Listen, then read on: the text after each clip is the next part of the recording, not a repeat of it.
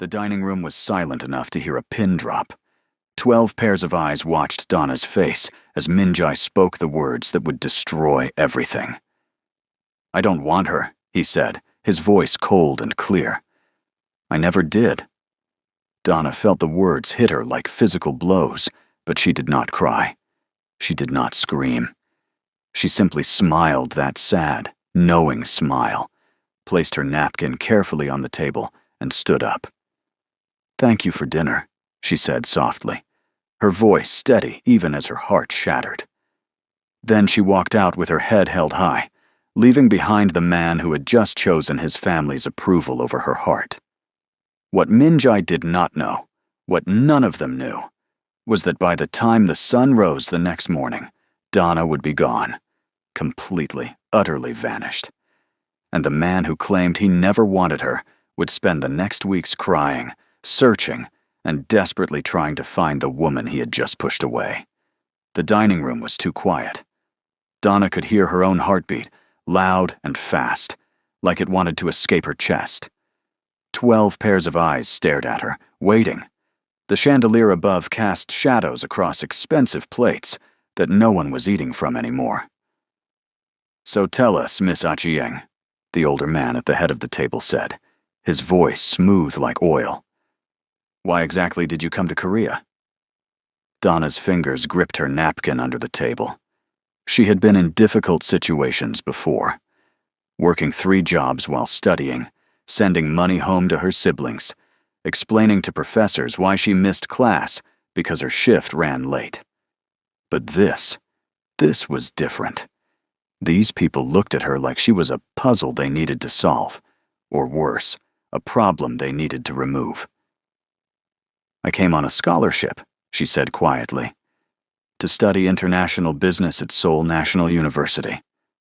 "How convenient," a woman in pearls muttered, loud enough for everyone to hear. "That you happened to save Mrs. Kwan at the subway station, that you happened to catch the attention of this family." Donna felt her face grow warm. She wanted to stand up, to defend herself, to tell them she never asked for any of this. But before she could speak, the man sitting beside her, the man who had barely looked at her all evening, finally moved. Kwan Minjai stood up slowly. The room seemed to hold its breath. "Uncle," he said, his voice flat and cold. "What exactly are you implying?" The older man, Jae-sung, smiled. It was not a kind smile. "I'm simply saying that the timing is suspicious. Her father, David Ochieng, worked for this family 25 years ago. He disappeared with confidential information.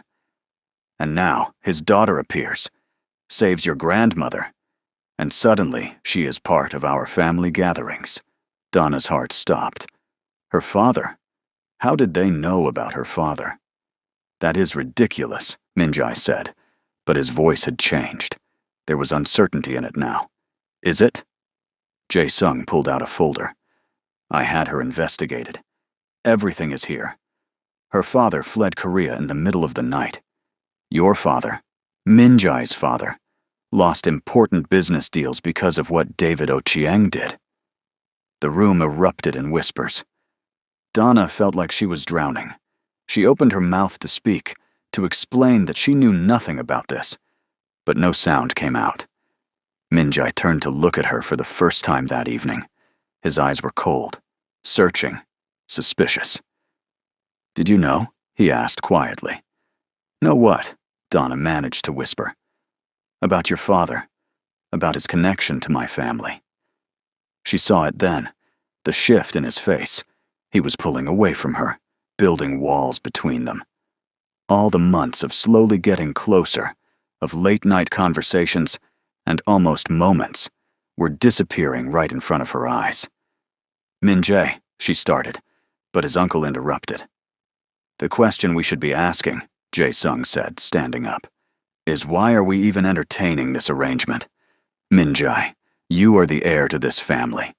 You cannot seriously be considering marrying this girl." The word, "this girl," hit Donna like a slap. She felt small, unwanted, completely out of place. Minjai's jaw tightened. Everyone was looking at him, waiting for him to respond, to choose a side. His family or her. The silence stretched for what felt like hours. Then he spoke, and Donna felt her heart shatter into 1,000 pieces. "I don't want her," Min-jae said clearly, loudly enough for everyone to hear. "I never did." The room went completely silent. Donna sat frozen, those words echoing in her head. "I don't want her. I never did." She waited for him to take it back, to say he did not mean it. But he just stood there, looking away from her, his hands clenched into fists at his sides. Slowly, carefully, Donna placed her napkin on the table. Her hands were shaking, but she forced them to stay steady.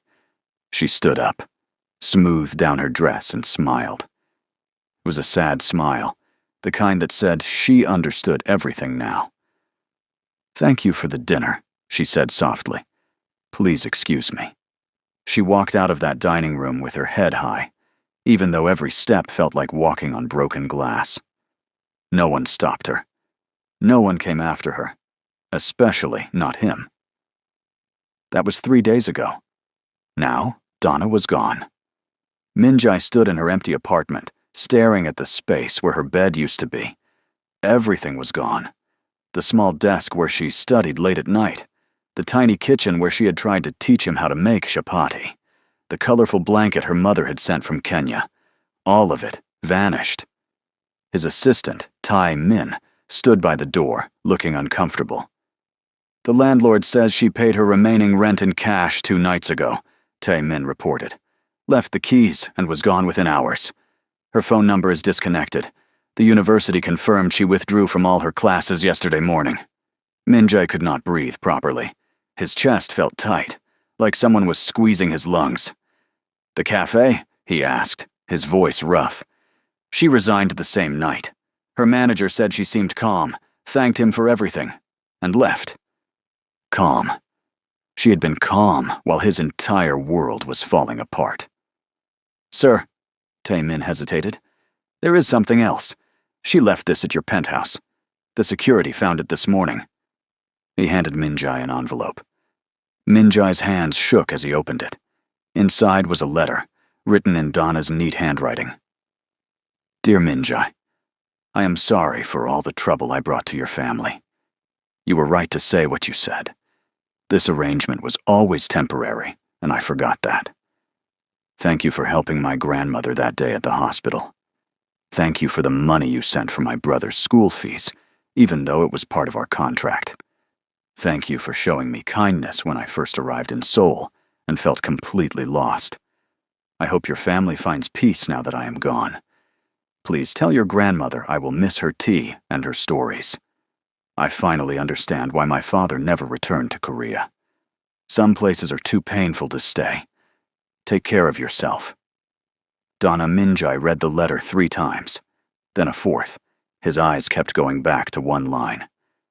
"I finally understand why my father never returned to Korea." What did that mean? "Find her," he said suddenly, his voice desperate. "I don't care what it costs. Find her." Tae-min nodded and quickly left.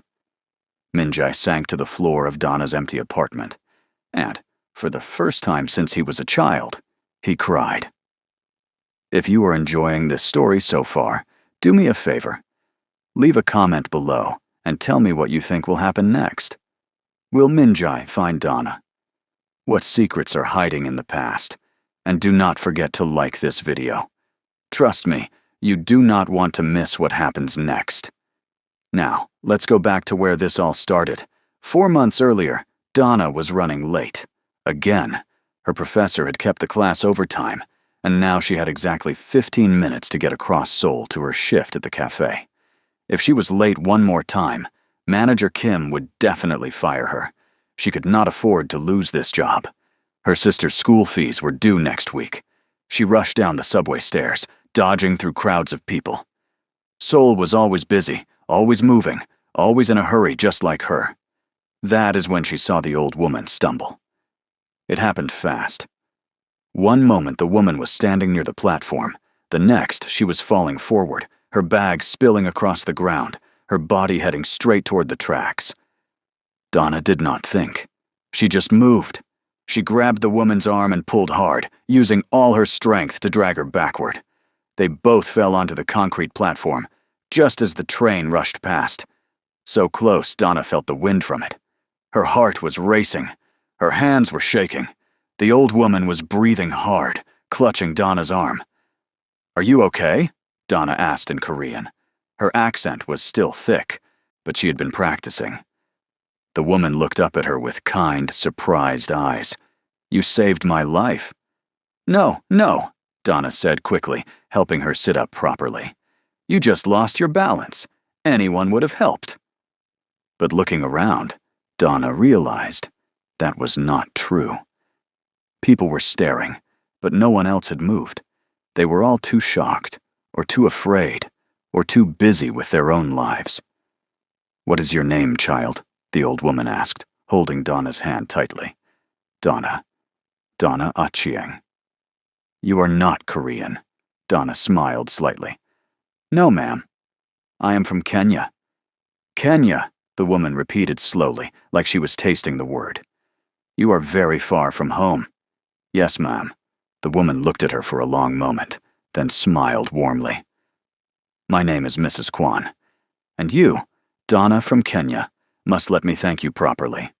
"Really, that is not necessary," Donna said, glancing at her watch. She was now definitely late for work. "I am just glad you are safe." But Mrs. Kwan was already pulling out her phone, pressing numbers with determination. "Grandmother, where are you?" A deep voice answered, loud enough for Donna to hear. He sounded annoyed. "The driver has been looking for you for 20 minutes. I am at Gangnam Station, and I nearly died," Mrs. Kwan said cheerfully. There was a pause. "What?" "A lovely young woman saved my life. Her name is Donna, and she is from Kenya. Send the car." "Grandmother." But Mrs. Kwan had already hung up.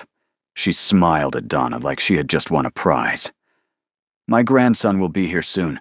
You will come home with me for tea." "I really cannot," Donna protested. "I have work." "Where do you work?" "At a cafe near Hongdae." Mrs. Kwan pulled out her phone again. Donna watched in horror as this old woman she had just met called the cafe spoke to manager Kim, explained the situation, and somehow convinced him to give Donna the evening off. "There," Mrs. Kwan said, satisfied. "Now you have no excuse." Donna did not know whether to laugh or cry. This was the strangest thing that had happened to her since moving to Korea, and that was saying something. 20 minutes later, a black car pulled up. Not just any car, but the kind that made people on the street stop and stare. The driver jumped out and rushed to help Mrs. Kwan, looking very relieved to see her safe. "Grandmother," another voice said, and Donna looked up.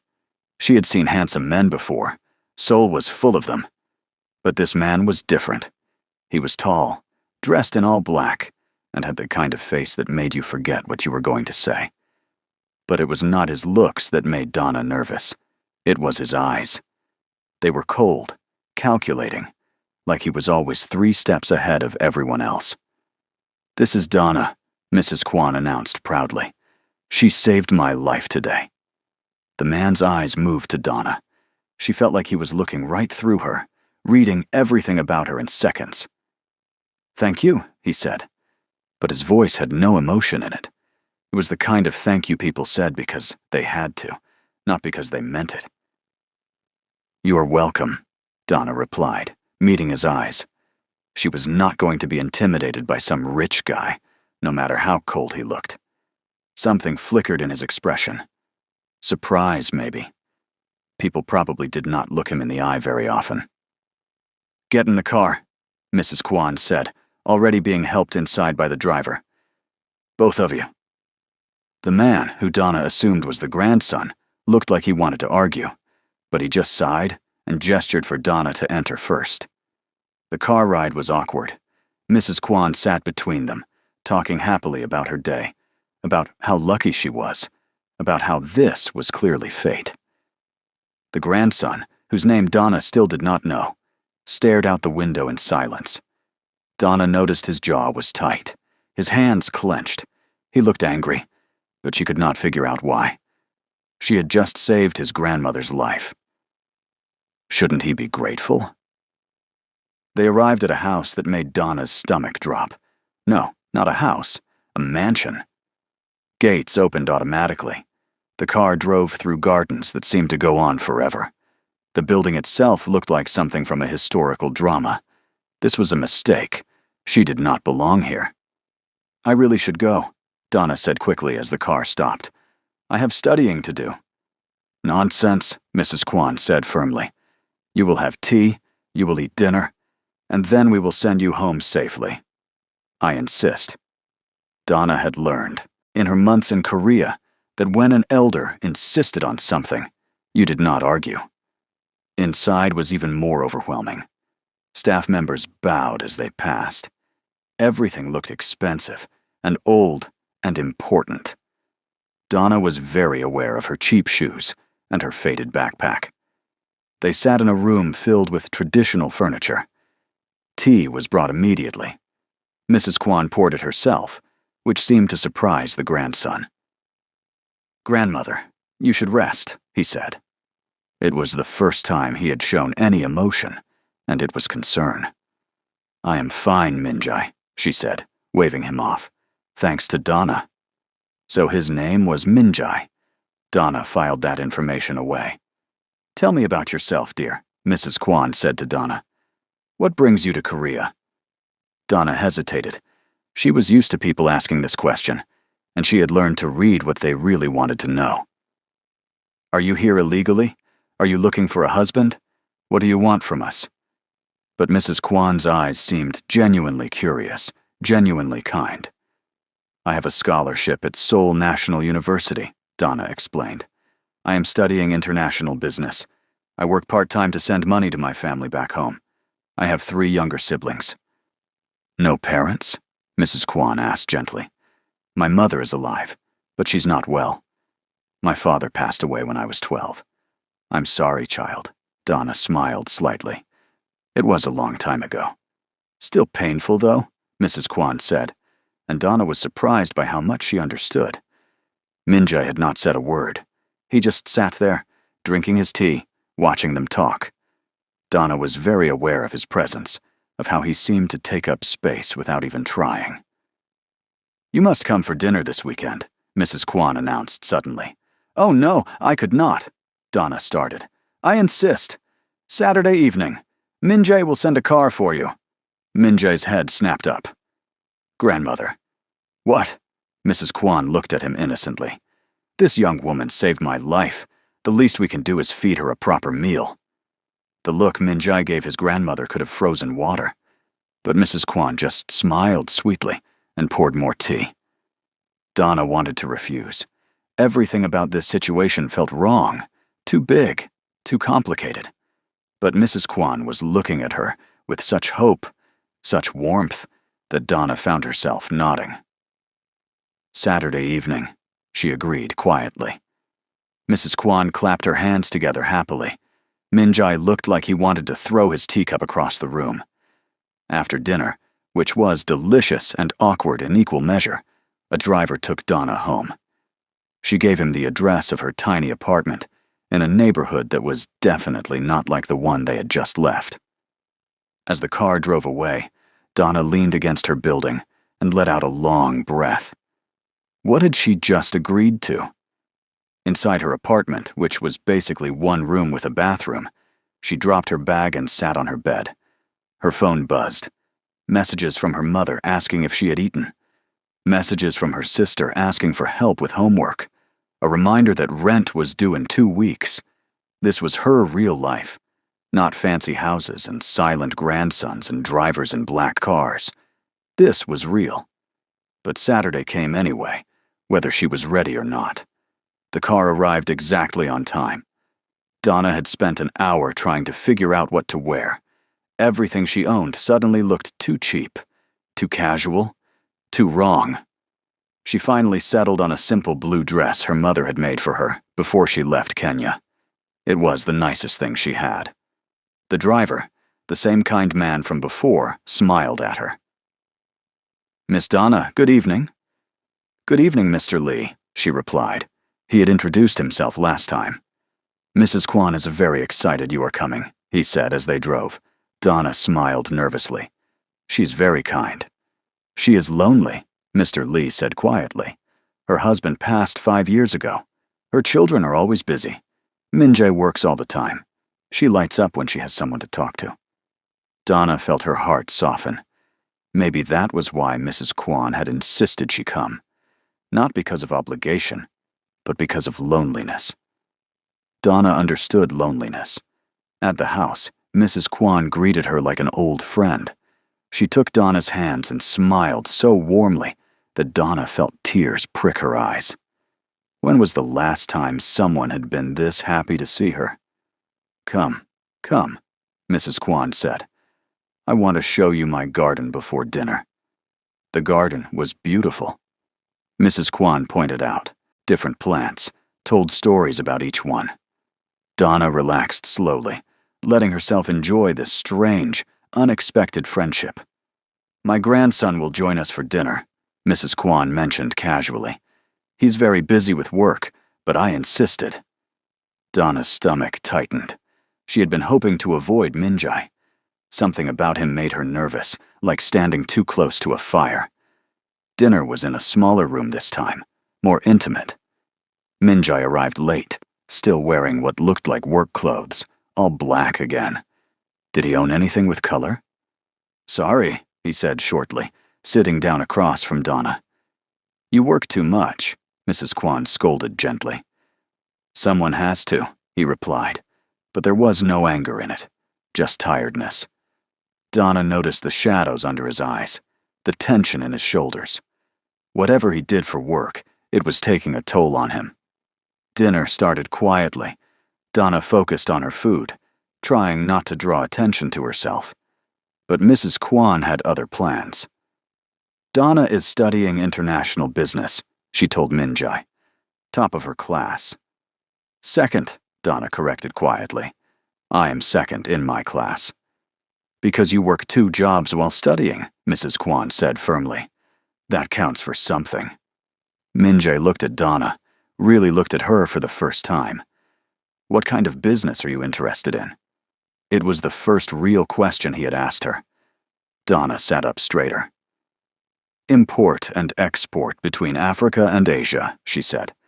"There is so much potential for trade that people are not seeing. Korean technology and manufacturing, African resources and growing markets. But the connections are not there yet. Someone needs to build those bridges." She realized she had been talking too much. Her professor always said she got too passionate about this topic. But Min-jae was watching her with something new in his eyes. Interest, maybe. Or respect. "That is smart," he said simply. 2 words, but Donna felt proud anyway. Mrs. Kwan beamed like she had personally arranged this conversation. The rest of dinner went smoother. Min-jae even asked a few more questions about her studies, her ideas. He seemed surprised that she had thought things through so carefully, that she had plans and goals and determination. What? Did he think she came to Korea just for fun? After dinner, Mrs. Kwan insisted Donna stay for tea again. This time, Min-jae did not look quite so angry about it. He sat quietly, sometimes on his phone, sometimes just listening as Donna and his grandmother talked. When it was finally time to leave, Mrs. Kwan hugged Donna goodbye. "You will come again, yes?" she asked, and it was not really a question. "If you want me to," Donna said honestly. "I do. Very much." In the car heading home, Donna felt confused. Tonight had been nice. Too nice. She was not supposed to be getting comfortable in that world. It was not hers. It would never be hers. But over the next 3 weeks, Mrs. Kwan kept inviting her back, and Donna kept saying yes. She told herself it was because she did not want to hurt the old woman's feelings. She told herself it was just kindness, just repaying the generosity. She did not let herself think about how she had started to look forward to those visits, how Mrs. Kwan's stories made her laugh, how the house started to feel less scary and more familiar, how Min-jae had started to stay for entire dinners instead of leaving early, How he had started to ask her real questions, to debate with her about business and politics and culture. How his eyes were not always cold anymore. She did not think about any of that. But on the 4th week, everything changed. Donna arrived for dinner to find not just Mrs. Kwan and Minjai, but 6 other people. Family members, she realized quickly. And they didn't look happy to see her. Mrs. Kwan had not mentioned that other people would be there. Donna stood in the doorway, feeling every pair of eyes on her, judging, measuring, finding her lacking. "Grandmother," a sharp voice said. "Who is this?" The woman who spoke was beautiful in an intimidating way. Perfect hair, perfect dress, perfect posture. Everything about her screamed money and status. "This is Donna," Mrs. Kwan said warmly, taking Donna's arm. "The young woman I told you about. She saved my life." "How fortunate," the woman said, but her tone suggested she thought it was anything but fortunate. Minjai appeared at the top of the stairs. He saw Donna, saw his family, members, and his expression darkened. "Grandmother," he said quietly, descending the stairs. "What is this?" "Family dinner," she replied innocently.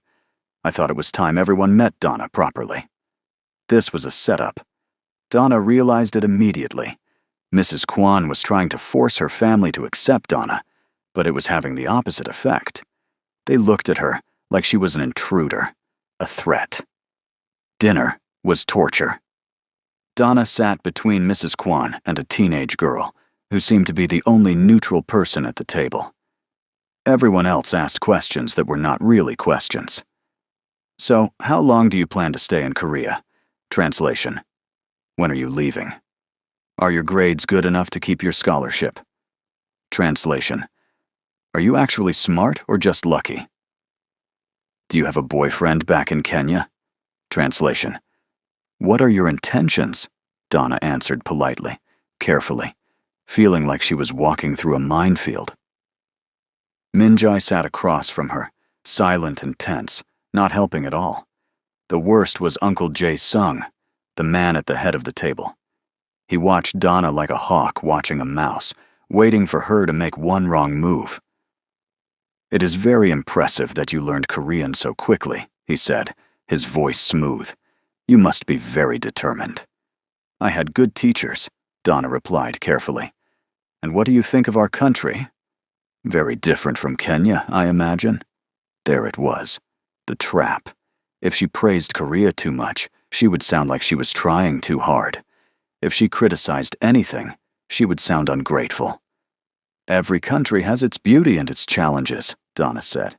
"I'm grateful for the opportunity to study here and learn from a different culture." Jae-sung smiled, but it did not reach his eyes. Diplomatic answer: "You would make a good politician." The teenage girl beside Donna, who had introduced herself as Jiwoo, suddenly spoke up. "I think it is cool that you came all the way from Kenya by yourself. That takes guts." Donna looked at her gratefully. "Thank you." Jiwoo, her mother, the sharp-voiced woman, said warningly. "What?" "I'm just being honest." Jiwoo shrugged and went back to her food. Donna decided she liked Jiwoo. After dinner, while everyone moved to the sitting room, Jiwoo pulled Donna aside into a hallway. "I am sorry about them," she said quietly. "They are always like this with new people. Suspicious and mean." "It is okay," Donna said, though it was not okay at all. "No, it is not." Jiwoo glanced around to make sure no one was listening. "They think everyone wants something from this family. Money, status, connections. They cannot imagine someone just being nice without wanting something in return." "Your grandmother is very kind," Donna said. "I just wanted to be her friend." Jiwoo studied her face. "I believe you. But they will not. Especially not Uncle Jae-sung. He is suspicious of everyone." "What about your cousin? Minjai?" Jiwoo's expression changed, became sad. "Minjai does not trust anyone. He has his reasons. Just be careful around him, okay? He does not know how to let people in, so he pushes everyone away." Before Donna could ask what she meant, Mrs. Kwan called them back to the sitting room. The rest of the evening dragged on. Donna could not wait to leave. When the driver finally took her home, she collapsed on her bed, fully dressed, and stared at the ceiling. This was why she should not have kept coming back. She had let herself forget that she did not belong in that world. Tonight had reminded her painfully. She decided she would not go back. She would call Mrs. Kwan tomorrow, thank her for everything, and politely distance herself. But the next morning, before she could make that call, someone knocked on her door. Donna opened it to find Min-jae standing in her hallway, looking completely out of place in his expensive clothes in her rundown building. "How did you find my address?" she asked, too surprised to be polite. "Can I come in?" Donna hesitated, very aware of how small and shabby her apartment was, but she stepped aside. Min-jae entered and looked around.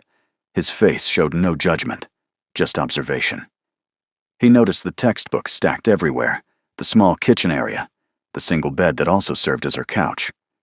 "I came to apologize," he said, turning to face her, "for last night. My grandmother should not have ambushed you like that. She was just trying to be kind. She was trying to make a point to the family. And she used you to do it." Min-jae ran a hand through his hair, frustrated. "That was not fair to you." Donna crossed her arms. "Why do you care?" "What? Why do you care if it was fair to me or not? You barely spoke to me last night. You just sat there while they interrogated me." Min-jae's jaw tightened. "If I had defended you, it would have made things worse. They would have assumed—" He stopped. "Assumed what?" "That there was something between us." Donna felt her face heat up. "Well, there is not, so you have nothing to worry about." "I know that," Min-jae said quickly. Too quickly.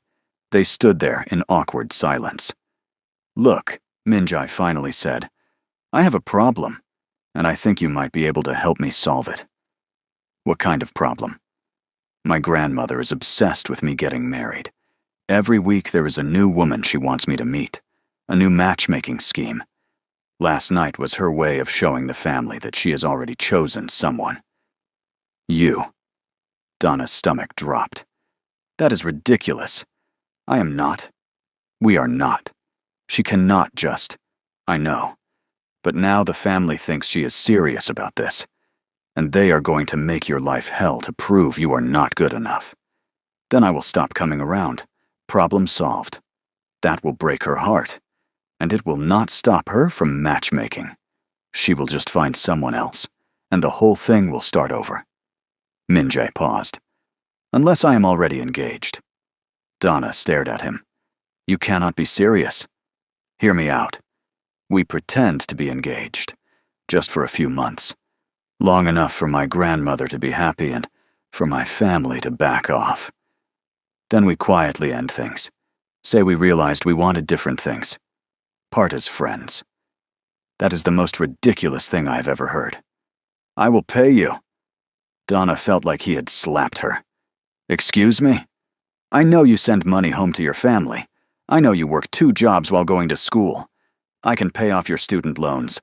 I can send money for your siblings' education. I can—" "Get out." Min-jae stopped. "What?" "Get out of my apartment." Donna's voice shook with anger. "You think because you have money, you can just buy people? Buy me. I am not for sale. That is not what I meant. That is exactly what you meant. You want to hire me to play pretend because it is easier than just telling your grandmother the truth. Well, I'm not interested." She walked to the door and opened it, waiting for him to leave. Min-jae stood there, looking like he genuinely did not understand why she was angry. That made it worse. "Please leave," Donna said quietly. He walked to the door, then paused. "I'm sorry. I did not mean to insult you." "But you did." He left without another word.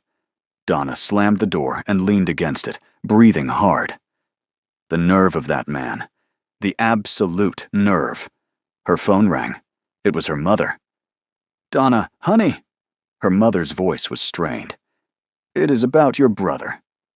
Donna's anger vanished instantly, replaced by fear. What happened? He collapsed at school. The doctors say his heart condition is worse. He needs surgery soon. Or, her mother's voice broke. Donna felt the world tilt. Her little brother, Samuel, had been born with a heart defect. They had been managing it with medication, but they always knew surgery might be necessary eventually. How much? Donna asked, her voice hollow. 2 million shillings, about 20,000 US dollars. $20,000. Donna's entire body went cold. She did not have $20,000. She did not have $2,000. After sending money home and paying her rent and tuition, she barely had $200. I am looking into selling the land, her mother continued, but it will take time, and the doctors say, "Don't sell the land," Donna said quickly. That land was all they had. I will figure something out. Donna, there is no way you can. I will figure it out, Mama. I promise. Tell Samuel I love him. She hung up and stared at her phone. $20,000. Where was she supposed to get $20,000? The answer was standing in her hallway 20 minutes ago, offering her money. No, absolutely not. She would not sell herself like that. She would find another way. But 3 days later, after calling every aid organization, every scholarship fund, every loan office, Donna had to face the truth. There was no other way, at least not fast enough. Samuel needed surgery within the month. She found herself standing outside a tall glass building in Gangnam, the address Min Joy's assistant had given her after she had swallowed her pride and called. The office was as cold and intimidating as Min Joy himself, all glass and metal and expensive furniture that looked uncomfortable. Min Joy stood by the window, looking out at Seoul. He turned when she entered. "You changed your mind," he said. It was not a question. "I have conditions." He gestured for her to sit. She remained standing. "I need $20,000 sent directly to a hospital in Nairobi within the week. My brother needs surgery." Something flickered in Min Joy's expression. "Done. What else?" "This ends in exactly 6 months, not longer." "Agreed. We tell your grandmother the truth when it is over. I will not let her think I broke your heart."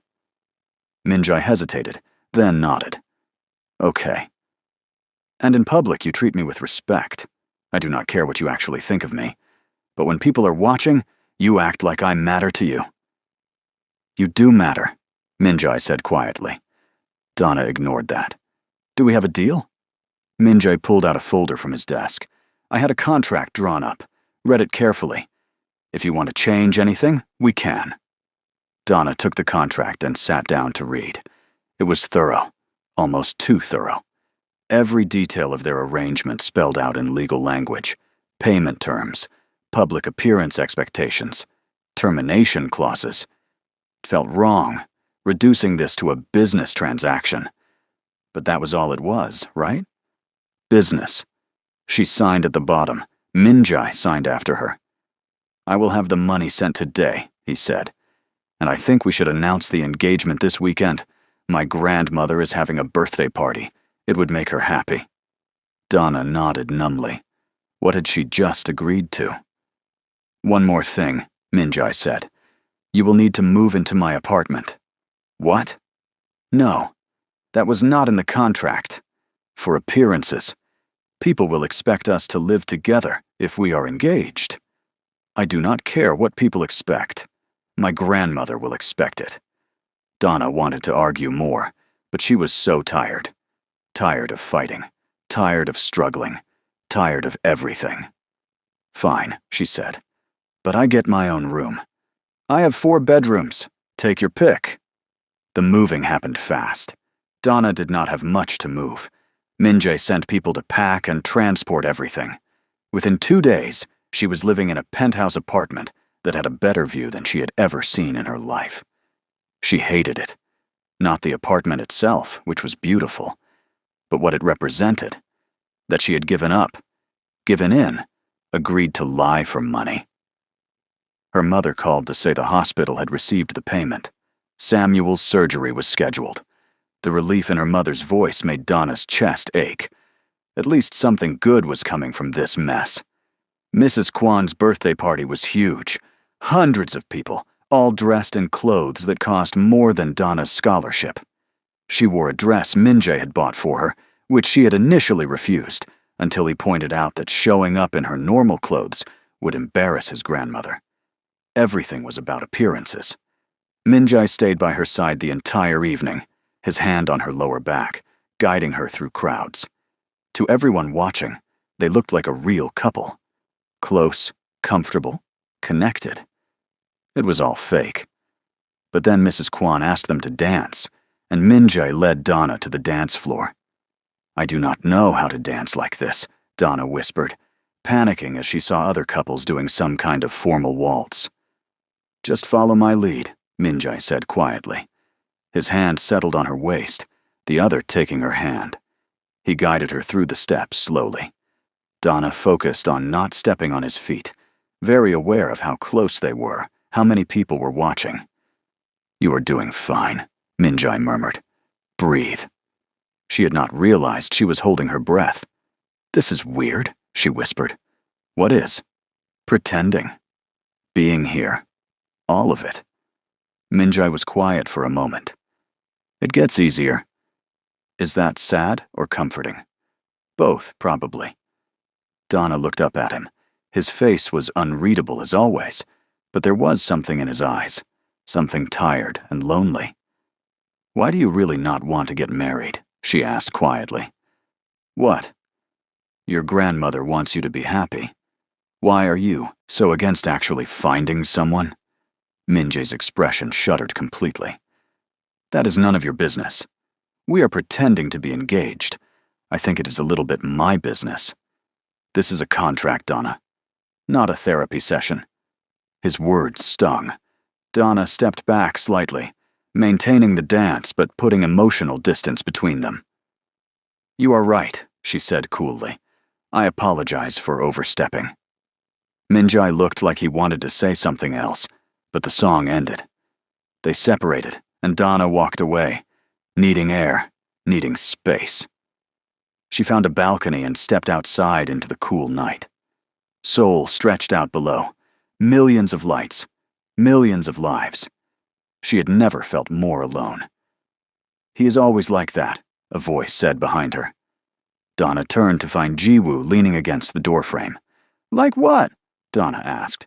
"Cold when people get too close. It is his defense mechanism." Jiwoo came to stand beside her. "Did he tell you about Sunhee?" "Who?"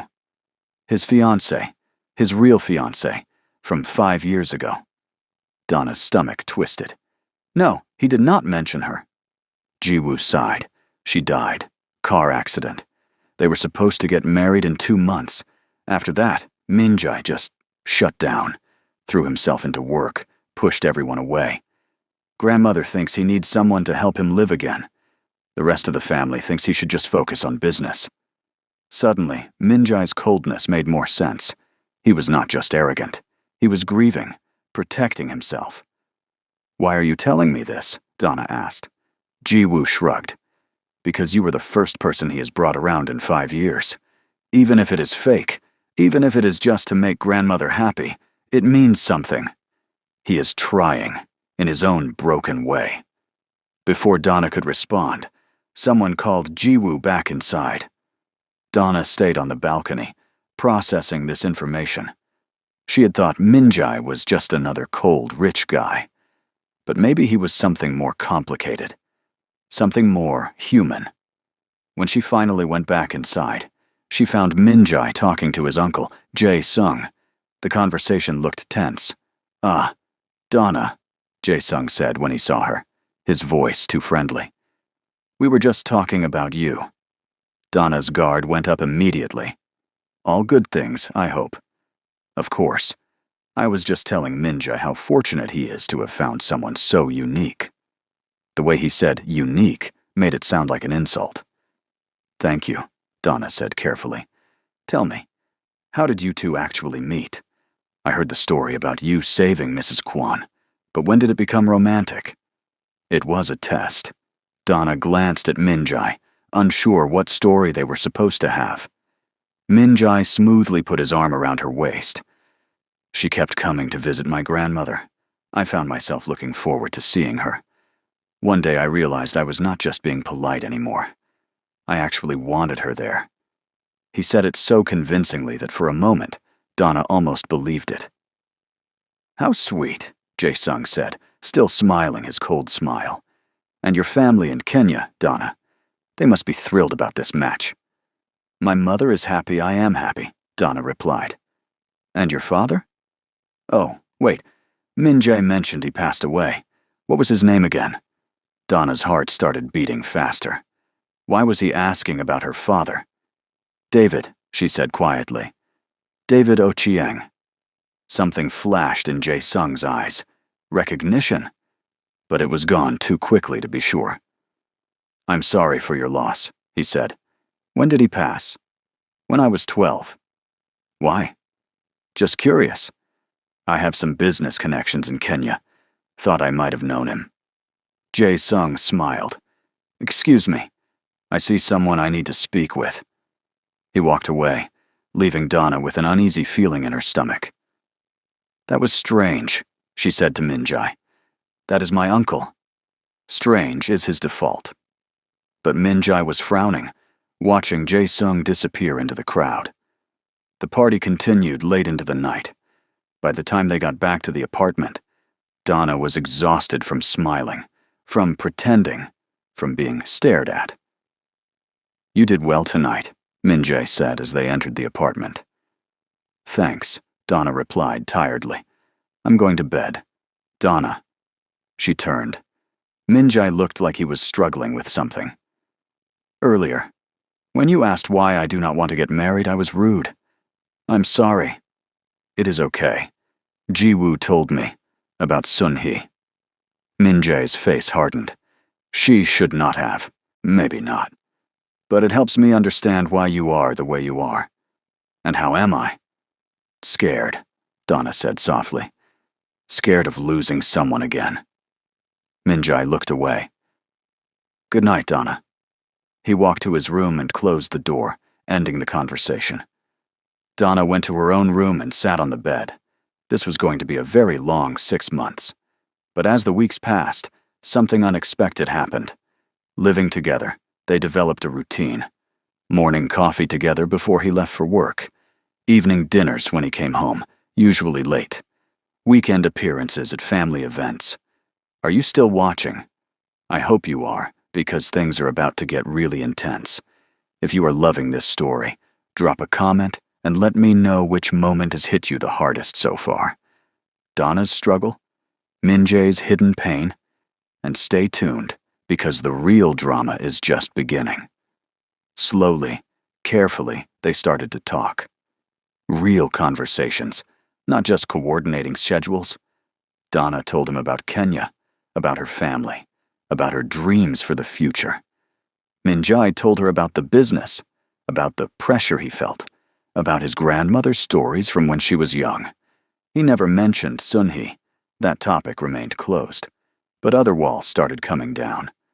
One night, Donna was studying at the dining table when Minjai came home looking particularly exhausted. Rough day? She asked. He grunted and loosened his tie.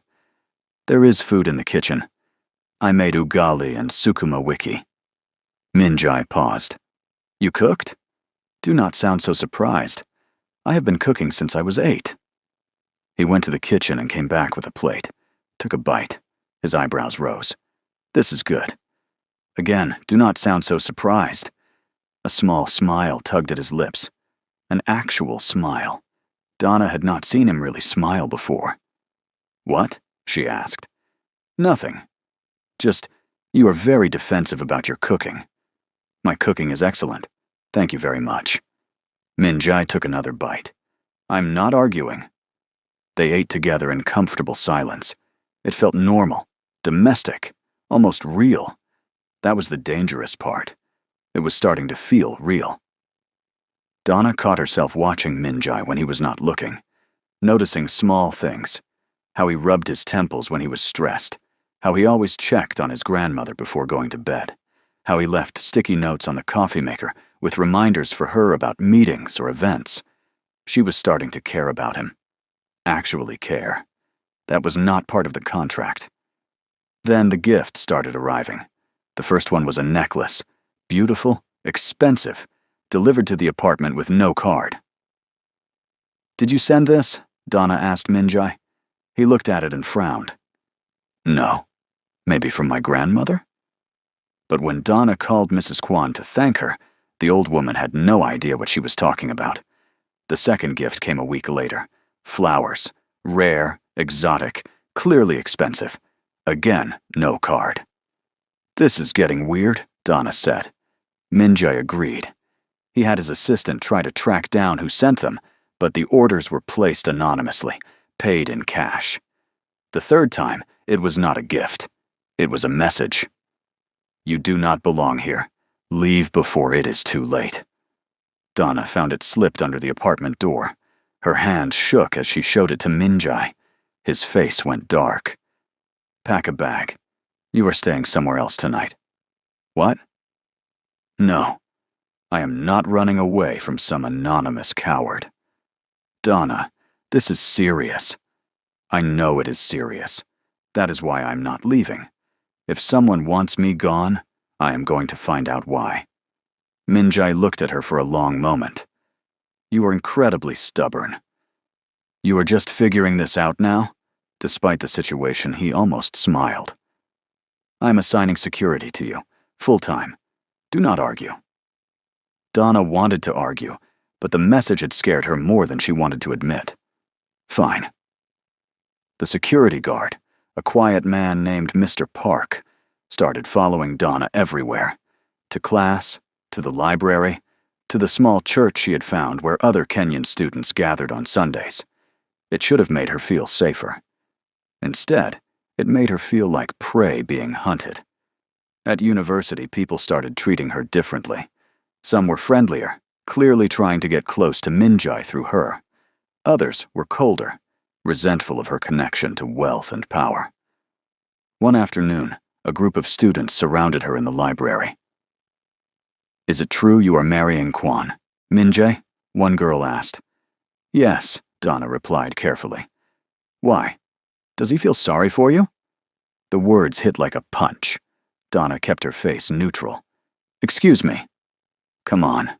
A Korean man like him, he could have anyone. Why would he choose you unless he feels sorry for you?" Donna stood up, gathering her books. "Maybe he chooses people based on character instead of appearance. You should try it sometime." She walked away before they could see how much their words had hurt. That night, she cried in her room. Quiet tears of frustration and pain and exhaustion. She was so tired of fighting, of proving herself, of being strong all the time. A soft knock on her door made her quickly wipe her eyes. "Donna?" Minjai's voice. "I heard, from Mr. Park, about what happened at the library. I'm fine. Can I come in?" I said I am fine. The door opened anyway. Minjai stood there, and his face changed when he saw her tears. "You are crying." "I am not." She wiped her eyes again. He crossed the room and did something unexpected. He sat beside her on the bed and just waited. Donna did not know what to do with this version of Minjai, the one who did not have all the answers, who just offered presents instead of solutions. "Why are people so cruel?" she finally asked. "Because they are scared," Minjai said quietly. "Scared of anything different, anything that challenges their view of how the world should be. I am so tired of being different. I know." They sat in silence for a while. "For what it is worth," Minjai said, "those girls are idiots.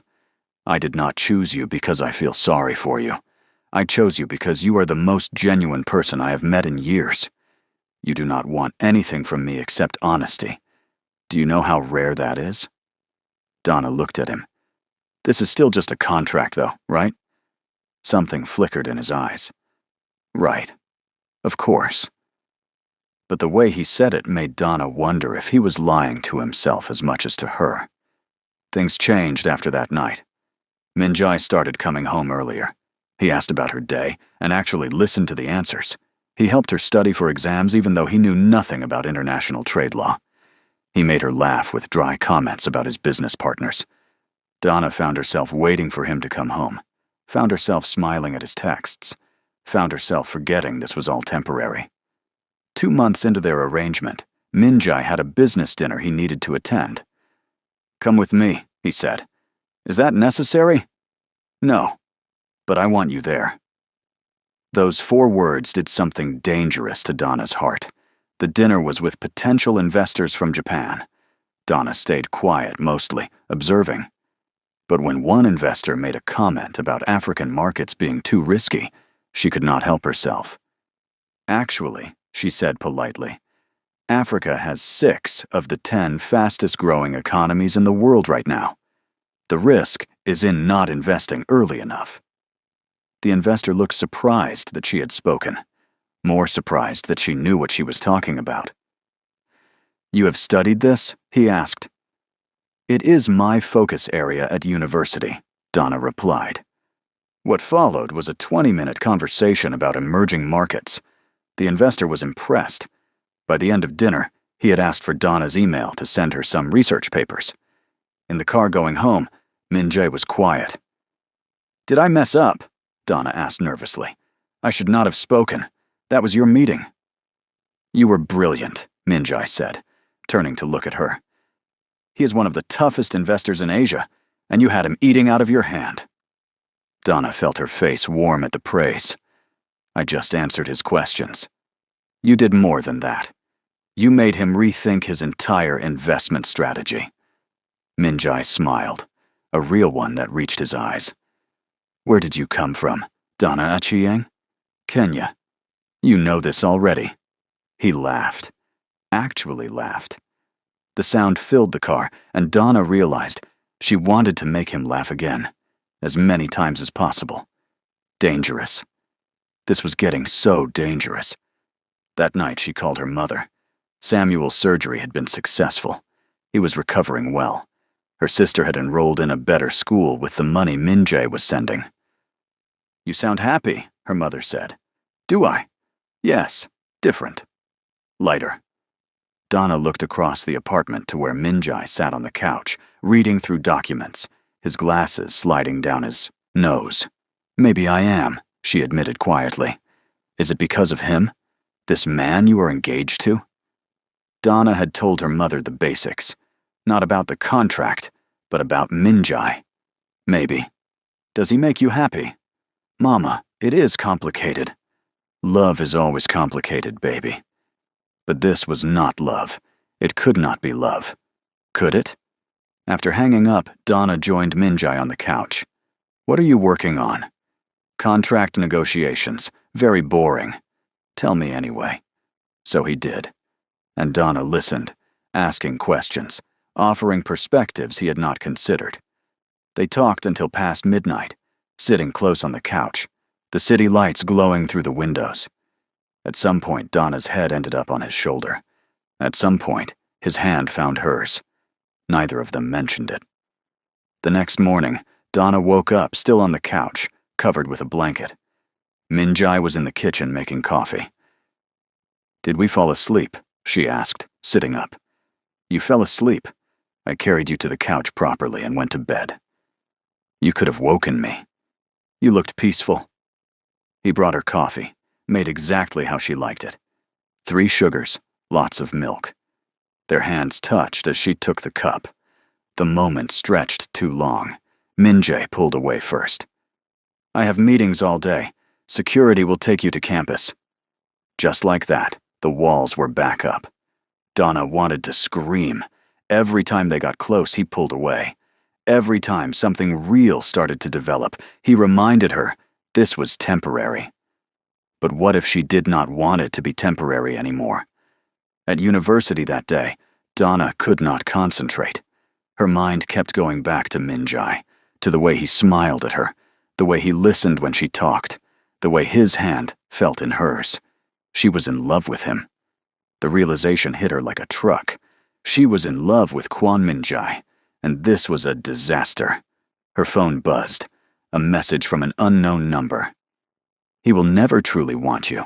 You are just convenient. Leave before he destroys you, like he destroys everything he touches.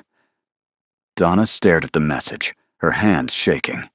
Who was sending these? And why? She showed it to Mr. Park, who immediately called Minjai. 20 minutes later, Minjai arrived at campus himself, something he had never done before. He looked furious. "Let me see." Donna showed him the message. "That is it," he said. "We are involving the police." "No, Donna, someone is threatening you. The police will ask questions. They will investigate. They will discover our engagement is fake. Your grandmother will find out." Minjai ran his hand through his hair, frustrated. "I do not care about that anymore. I care about keeping you safe." Those words, the way he said them. Donna felt her heart crack open. "Why?" she whispered. "What? Why do you care so much? This is just a contract. I am just convenient, right? That is what the message says." Minjai stared at her. "You think that is what you are to me? Convenient? I do not know what I am to you. You never tell me anything real." They were standing in the middle of campus, students walking past, staring.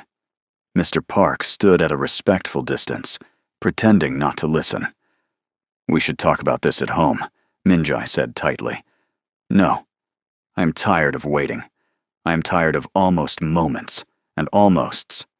Tell me the truth. What am I to you?" Minjai's jaw worked. He looked like he was fighting an internal war. "You are," he started, then stopped. His phone rang. He looked at the screen and his expression changed. "I have to take this." "Of course you do." Donna felt tears prick her eyes. "Go. Handle your business. That is what matters, right?" She walked away before he could respond, before the tears could fall where he could see them. That evening, Minjai did not come home. He sent a text saying he had to fly to Busan for an emergency meeting. Donna sat alone in the huge apartment and let herself cry properly. She had been stupid. So incredibly stupid. Falling for someone who was clear from the beginning that this was just business. The next morning, flowers arrived. Not the creepy anonymous kind. These had a card. "I am sorry. We will talk when I get back. Please be safe, Minjai." Donna held the card and did not know whether to laugh or cry more. 2 days later, Minjai returned. He looked exhausted, like he had not slept. "Donna, we need to talk." Here it was. He was going to end the contract early. This was getting too complicated. Give her the money anyway and send her away. She steeled herself. "Okay. I have not been fair to you. You asked me what you are to me, and I didn't answer. The truth is, I didn't know how to answer. I didn't know how to explain that somewhere between the contract and now, this stopped being fake for me." Donna's heart stopped. "What?" "I care about you. More than I should. More than I planned to." Minjai stepped closer. "You scare me, Donna, because everyone I have ever cared about leaves, dies, disappears, and I cannot lose someone again." "So what are you saying?" "I'm saying I do not know what I am saying. I am confused and terrified, and I do not know how to do this." Donna reached for his hand. "Maybe we figure it out together?" Minjai looked at their joined hands. "What if I mess this up?" "Then you mess it up. But at least it will be real." He pulled her closer, resting his forehead against hers. "This is a terrible idea." "Probably. The worst. Definitely." He smiled slightly. "When did you become so important to me?" "I could ask you the same thing." They stood like that, close but not quite kissing, on the edge of something that could be beautiful or could be devastating. Then Minjai's phone rang again. He ignored it. It rang again. "Answer it," Donna said softly. He did, his hand still holding hers. His expression changed as he listened. "When? Is she okay? I will be right there." He hung up. My grandmother had a fall. She's in the hospital." They rushed to the hospital together. Mrs. Kwan was sitting up in bed, looking annoyed at all the fuss, but Donna could see the bruising on her arm. "I am fine," Mrs. Kwan insisted. "I just slipped. These old bones are not what they used to be." Minjai looked like he had aged 10 years. "Grandmother, you need to be more careful." "I am careful. I am just old." She noticed Donna and smiled. "Sweet girl, you came." "Of course I came." Donna sat beside the bed and took Mrs. Kwan's hand. Over the next hour, various family members arrived, including Uncle Jai Sung, who looked at Donna with that calculating expression. "Still here, I see," he said quietly to Donna, while Minjai was talking to doctors. "Where else would I be?" Most people would have run by now. The threats, the messages, the pressure. It would be easier to just leave. Donna's blood ran cold. "How do you know about the messages?" Jae-sung smiled. "I make it my business to know everything about people who get close to this family, especially people with questionable backgrounds." "My background is not questionable." "Is it not? Tell me, Donna, what do you really know about your father's time in Korea?" "My father died when I was 12. I know he worked here briefly before I was born." "He did more than work here. He was involved in some very sensitive business with this family. Business that ended badly." Before Donna could respond, Minjai returned. Jae-sung smoothly changed the subject, but seeds of doubt had been planted. That night, Donna could not sleep. She kept thinking about what Jae-sung had said. What had her father done in Korea? Why had he never talked about it? She got up and went to Minjai's room, knocking softly. "Come in." He was awake, too, sitting by the window. "Cannot sleep either?" she asked. "Worried about my grandmother." Donna sat beside him. "She's strong. She will be okay." They sat in silence for a while. "Minjai, can I ask you something?" "Always." "Your uncle said something about my father, about him being involved in business with your family." Minjai frowned. "What exactly did he say?" Donna repeated the conversation. Minjai's expression grew darker. "I will look into it," he promised. "If there is a connection, I will find it." "What if it is something bad?" "Then we deal with it together." Together. That word gave Donna comfort. She should have known it would not last. 3 days later, Mrs. Kwan announced she was hosting a family dinner to celebrate her recovery. Everyone had to attend, no exceptions. Donna felt uneasy from the moment they arrived.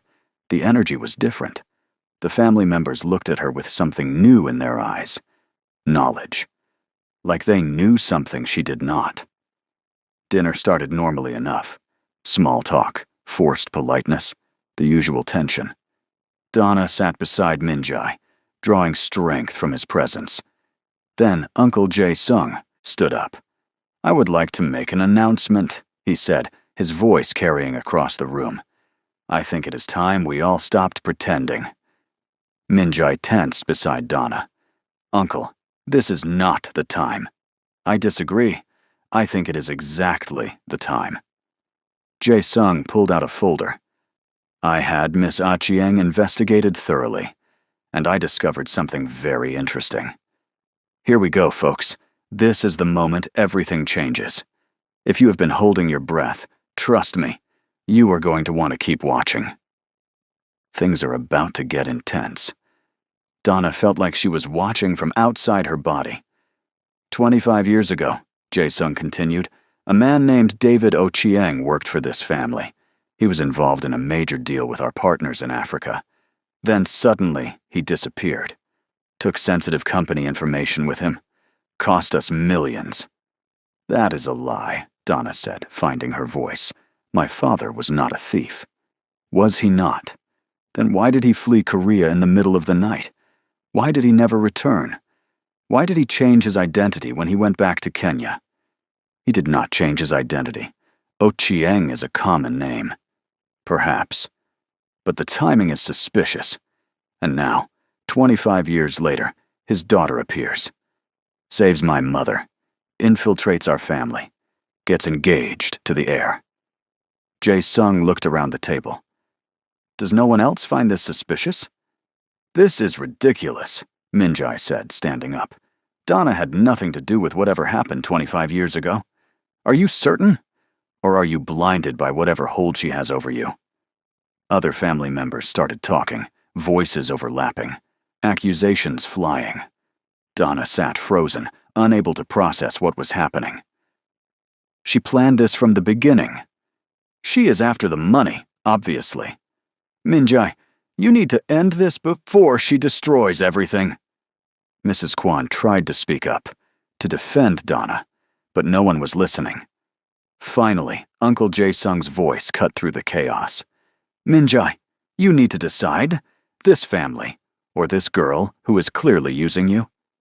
Everyone went quiet. All eyes turned to Min-jae. Donna looked at him, silently begging him to defend her, to believe her, to choose her. But she saw the doubt in his eyes, the uncertainty. The same look from that first dinner when Jae-sung had planted these seeds. Min-jae started, his voice strained. Tell them, Jae-sung pushed. Tell them the truth. Do you really want her? Or is this all just an arrangement that went too far? Donna watched Min-jae's face, saw him shutting down, pulling back, protecting himself. No, she thought. Please, no. I do not want her, Min-jae said, his voice flat and cold. I never did. The room went silent. Those words hung in the air, sharp and cruel and final. Donna felt something inside her break, not just her heart, something deeper. The part of her that had started to believe she could belong somewhere, could be wanted, could be loved. She stood up slowly, carefully, like moving through water. Donna, Mrs. Kwon reached for her hand, tears in her eyes. It is okay, Donna said softly, gently pulling away. He's right. This was all a mistake. She looked at Min-jae one last time. He would not meet her eyes. Thank you for dinner, she said to the room. Then she walked out. Her head held high, her heart in pieces. No one followed her. She took a taxi back to the apartment, moved through it like a ghost, packing only what she had brought with her originally. Everything Min-jae had bought stayed behind. She had $3,000 saved from what he had paid her. Enough for a small apartment, enough to survive until she figured out what to do next. By midnight, she was gone. She found a tiny room in a boarding house on the outskirts of Seoul, paid for a month in advance, sat on the narrow bed, and finally let herself fall apart. She cried until there were no tears left. Then she made a plan. First, she withdrew from her classes. The scholarship was tied to the Kwon family's university donations anyway. She could not stay there. Second, she resigned from the cafe. Too many memories. Third, she bought a new phone with a new number. Cut all ties. She found work at a fish market in a coastal town 3 hours from Seoul. It was hard, physical labor. Her hands blistered, her back ached. But she did not have to think, did not have to feel. The woman who owned the market, Mrs. Han, asked no questions, just gave Donna a job and a room above the shop. Donna sent most of her wages to her mother, kept barely enough to survive.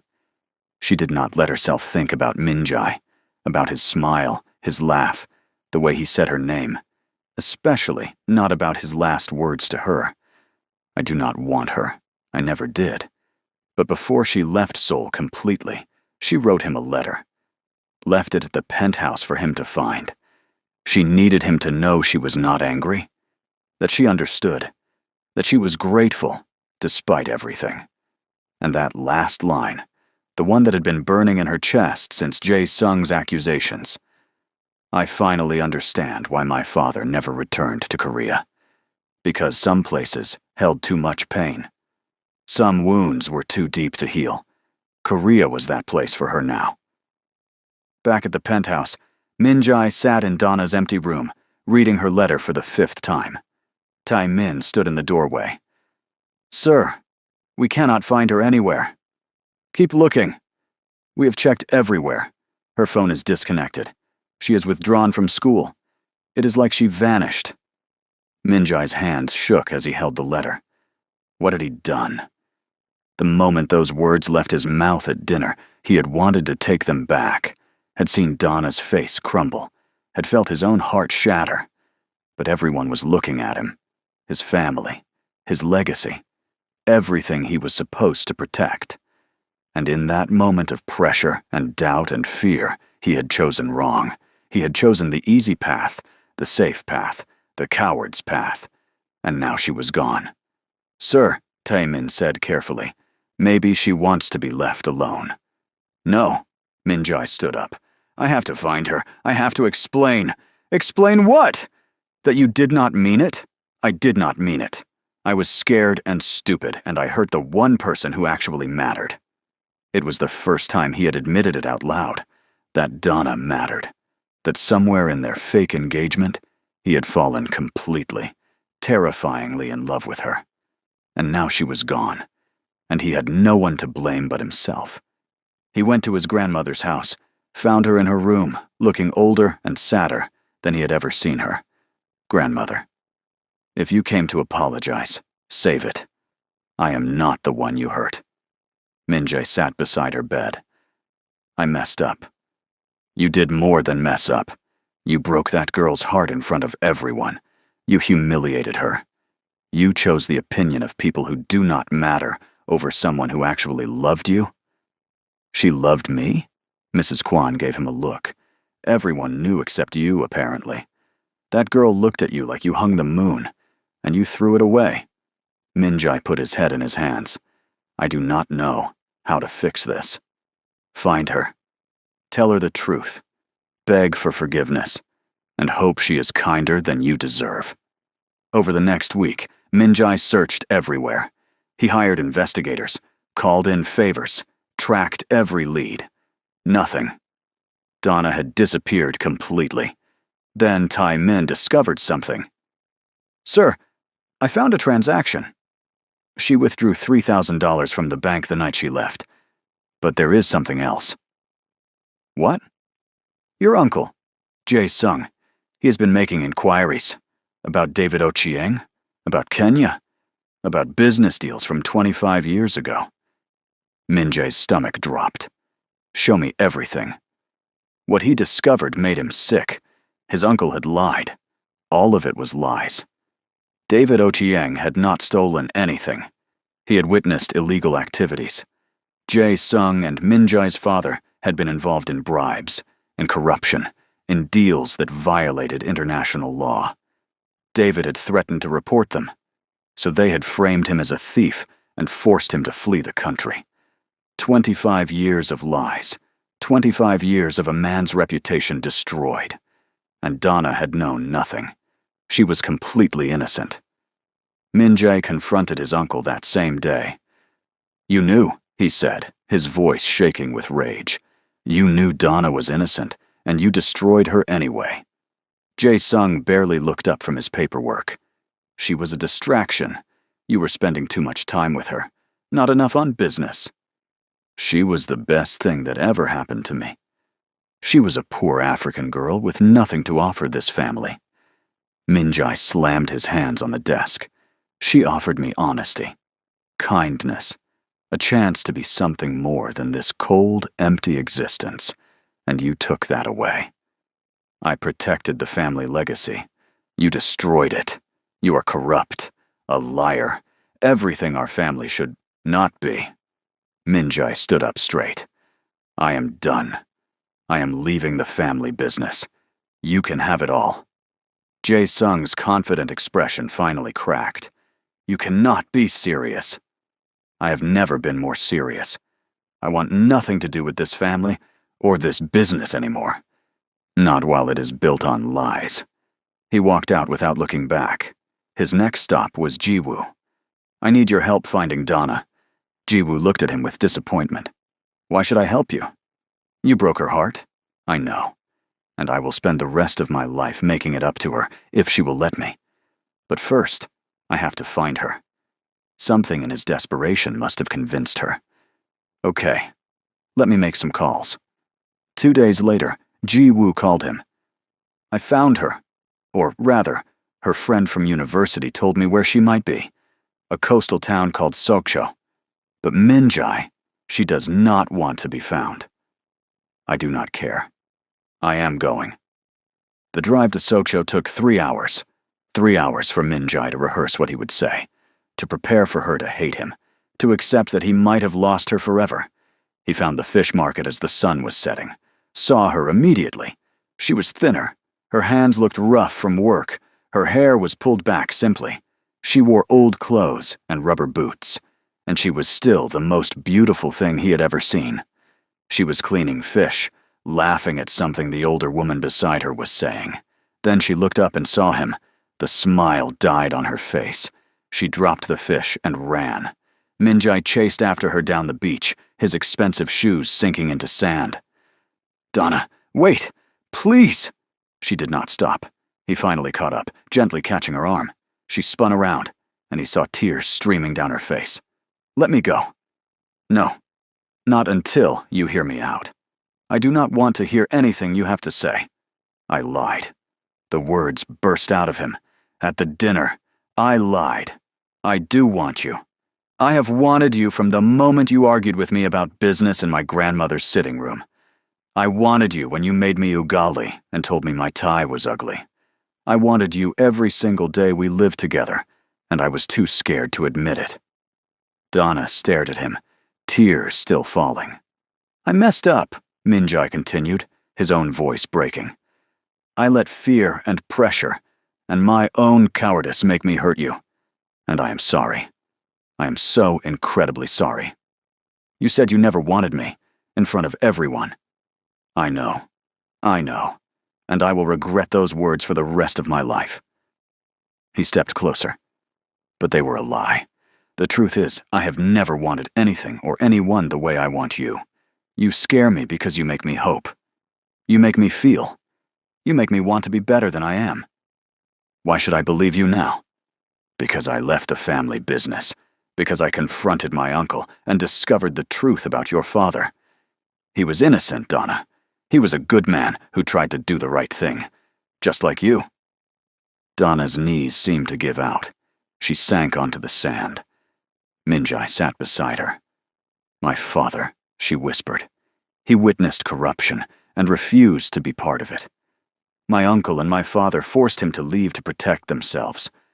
I have all the evidence now. I can clear his name officially. Donna covered her face with her hands and sobbed. Minjai wanted to hold her, but did not know if he had the right anymore. I looked for you everywhere, he said softly. Every day. Every hour. I could not eat, could not sleep. Tae Min thought I was losing my mind. Good, Donna said through her tears. You deserve to suffer. I know. They sat in silence as the sun set over the ocean. I fell in love with you, Donna finally said. Somewhere between the contract and the dinners and the late-night conversations. I fell in love with you, and you destroyed me. I know. I fell in love with you too. And then I was too much of a coward to fight for you when it mattered. Donna looked at him finally. What do you want from me, Minjai? A chance. Just one chance to prove I am not that coward anymore. To show you that you are more important than my family's approval or business or anything else in this world. I do not know if I can trust you again. Then let me earn it, however long it takes. I will stay here in Sokcho. I will work at the fish market beside you. I will prove every single day that I choose you. You cannot be serious? I have never been more serious about anything in my life. Donna searched his face. You would really stay here? Give up everything? Everything I have means nothing without you in it. Fresh tears spilled down her cheeks. You really hurt me. I know, and I am sorry. I will spend forever making it up to you if you let me. Donna wiped her eyes. I need time. To think. To heal. I will give you all the time you need. I am not going anywhere. And he did not. Minjai checked into a small motel in town. The next morning, he showed up at the fish market in old clothes, ready to work. Mrs. Han looked at him in confusion. Donna looked shocked. "What are you doing?" Donna asked. "You said you needed time, so I'm giving you time, while also proving I mean what I said. You cannot work here. You do not know anything about fish. Then teach me." For the next 2 weeks, Kwon Min-jae, former business heir and feared CEO, worked at a fish market. His hands got cut and blistered. He smelled like fish constantly. His back ached from the physical labor. He had never been happier. Because he got to see Donna every day, got to make her laugh when he messed up, got to slowly, carefully show her he meant every word. Mrs. Han thought the whole thing was hilarious. "You," she told Min-jae, "are either the most romantic man alive or completely crazy. Can I be both?" Donna tried to stay cold, to keep her distance, but Min-jae was impossible to ignore. He remembered how she liked her coffee. He left small notes in her workspace. He never pushed, never demanded, just consistently showed up. One evening, 3 weeks after he arrived, they walked along the beach after work. "You do not have to keep doing this," Donna said quietly. "Proving yourself. I believe you are sorry. Do you forgive me?" She was quiet for a long moment. "I'm working on it. Forgiveness is not easy." "I know. Take all the time you need. What about your grandmother? Your life in Seoul?" "My grandmother is thrilled. I call her every day. As for my life in Seoul," he shrugged, "I am building a new one, a better one. One that includes you, if you will have me." Donna stopped walking, turned to face him. The sun was setting again, painting the sky in oranges and pinks. The ocean waves crashed behind them. "I'm scared," she admitted. "Scared of trusting you again. Scared of getting hurt." "I'm scared too," Min-jae said honestly. "Scared I will mess this up again. But I am more scared of living without you." Donna reached for his hand. Their fingers intertwined, rough from work, but fitting together perfectly. "Okay," she said softly. "Okay? Let us try. Slowly. Carefully. No contracts this time. Just honesty." Min-jae felt like he could breathe properly for the first time in months. "Just honesty," he agreed. He wanted to kiss her. But this was not the moment. This was too fragile, too new. So he just held her hand as they walked back, and that was enough. Over the next months, they rebuilt what had been broken. Slowly, like Donna said. Carefully. Min-jae split his time between Sokcho and Seoul, starting a new business. Legitimate, honest, everything his family's company was not. Donna enrolled in a different university, finishing her degree. Min-jae helped her study, listened to her ideas, supported her dreams. They had hard conversations about trust, about fear, about what had gone wrong and how to do better. They had good days where everything felt easy and natural. They had bad days where old hurts resurfaced and they had to work through them together. But they did work through them. Together. 6 months after that day on the beach, Min-jae took Donna back to Seoul, to his grandmother's house. Mrs. Kwon cried when she saw Donna. "Sweet girl, I have missed you so much." "I missed you too," Donna said, hugging her tightly. Over tea, Min-jae told his grandmother everything. The contract, the fake engagement, how it became real. Mrs. Kwon just smiled. "I knew from the beginning it was not real. I am old, not blind." "You knew," Min-jae and Donna said at the same time. "Of course I knew. But I also saw how you looked at each other. I knew if I just gave you time, you would figure it out." She sipped her tea. "I did not expect you to be so stubborn about it, though." Donna laughed, really laughed. It felt good. "Grandmother," Min-jae said, his voice nervous. "There is something I need to ask you." He pulled out a small box. Inside was a ring, not huge or flashy. Simple and beautiful. He turned to Donna, getting down on one knee. "Donna Achieng, The first time I proposed to you, it was fake. A contract. A business deal. This time, I am asking for real. Will you marry me? Not because of my family, or pressure, or obligation, but because I love you. Because you make me better.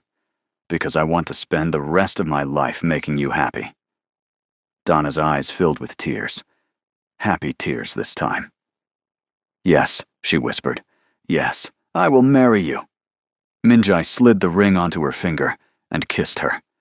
Their first real kiss. Sweet and gentle and full of promise. Mrs. Kwan clapped her hands together. Finally. I was starting to think I would not live to see this. They all laughed. Later, Minjai took Donna to his office, showed her the documents he had prepared. I cleared your father's name, he said. Officially. It is in all the records now. David Ochieng was a whistleblower who tried to do the right thing. A good man. Donna traced her father's name on the document, tears streaming down her face. Thank you. This means everything. He would be proud of you, Minjai said softly. Of the woman you have become, of the strength you have shown. Donna kissed him. I love you. I love you too. If you made it to the end of this story, thank you for being here. This journey from heartbreak to healing, from lies to truth, from fear to love. I hope it touched your heart the way it touched mine while sharing it. If you enjoyed this story, please hit that subscribe button. Share this video with someone who needs to hear that second chances are possible, that love can heal, and that sometimes the best things in life are worth fighting for. Leave a comment below and tell me your favorite moment. And remember, your story is not over yet. Sometimes the best chapters come after the hardest ones. Until next time, keep believing in love. 1 year later, Donna and Minjai got married. The wedding was small. Mrs. Kwan, Jiwoo, Donna's family who flew in from Kenya, and a few close friends. Uncle Jae-sung was not invited. He had been forced out of the company after Minjai exposed his corruption. The ceremony was a blend of Korean and Kenyan traditions, beautiful and meaningful and completely theirs. As they danced at the reception, Donna laughed at something Minjai whispered in her ear. What are you thinking about? He asked. About that dinner, when you said you did not want me. Minjai winced. I will never stop being sorry for that. I know, but I was thinking, maybe we needed that moment, to break completely so we could rebuild properly. No contracts, no pretending, just us. Just us, Minjai agreed, pulling her closer. For the rest of our lives. That's a long time, not long enough. Donna rested her head on his shoulder as they swayed to the music. She thought about the girl who had saved an old woman at a subway station, who had agreed to a fake engagement out of desperation, who had her heart broken in front of everyone. That girl had been lost, but she had also been found. She had found strength she did not know she had, love she did not think she deserved, a place she finally belonged. Hey, Minjai said softly. Hey. I want you. I always did. I always will. Donna smiled through happy tears. I know. I want you too. And this time, when he said those words, everyone believed him. Most importantly, she believed him.